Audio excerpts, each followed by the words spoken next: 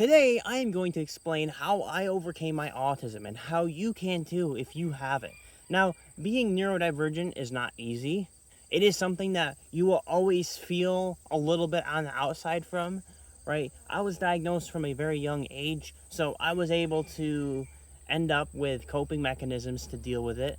But today, I want to explain how I was able to overcome it. So, the main thing for me was just accepting and embracing it as part of my identity and recognizing that, hey, this is not who I am as a person.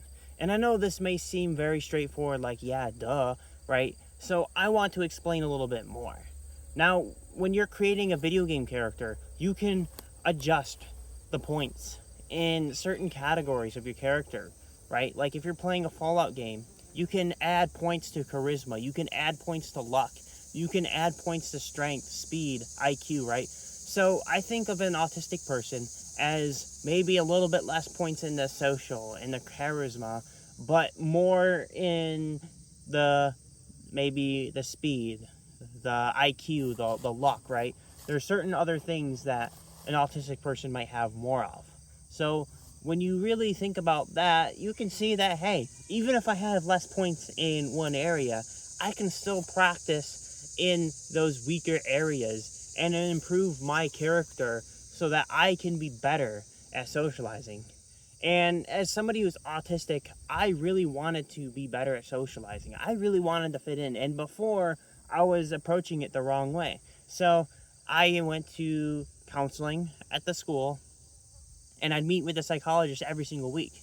And he would try to explain to me social skills, like how to approach people and how to be confrontational, how to small talk, because these are big things that someone with autism struggles. But if you're really dedicated to improving yourself as a social person, then you have to really practice those things.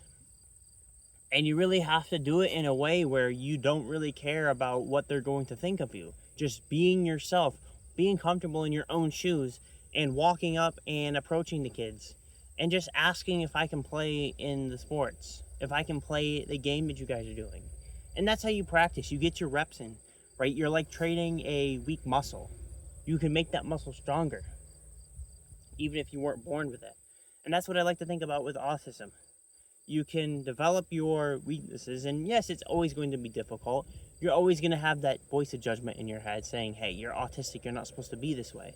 But the whole point of doing this is to do it while being different, because it's possible, right? I have my own apartment, I have my own vehicle, I have my own job. I got these things as an autistic person, and that was through perseverance. That was through not really thinking about my autism as something that was holding me back, or rather just something that adjusted my points a little bit.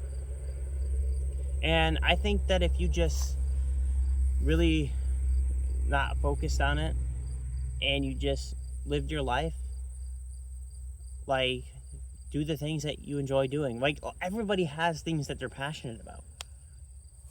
It's just as an autistic person, your passion might be a bit more specialized. It might be a bit more niche, a bit different, but that's okay. You can monetize that passion nowadays. If you're hyper fixated on, like, I don't know, creating Star Wars figures, you can do that and sell those figures for money. So you can really make anything out of something.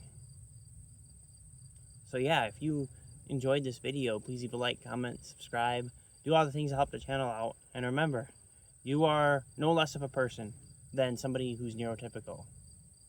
You're more unique, and that's something you should always be proud of.